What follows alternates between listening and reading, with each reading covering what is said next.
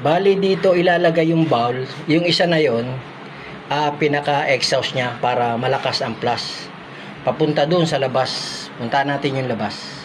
Ayan. Ayan, paglabas dito, diretso dito yung malinis. Pagdating doon, yung itim na yan, plastic po yan, ginrinder namin.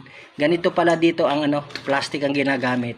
Tapos yung drain sa CR, didiretso doon. Hinukay din namin, ayan o. Diyan po namin na ilalagay yung drain sa CR. Balikan ko ulit po kayo.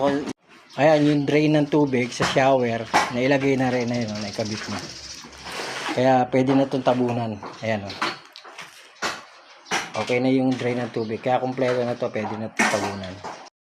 Okay, ito na yung kasunod na sementohan na namin. Papunta dun sa Poso Negro o Poso Negra. Papunta rito. Ayan.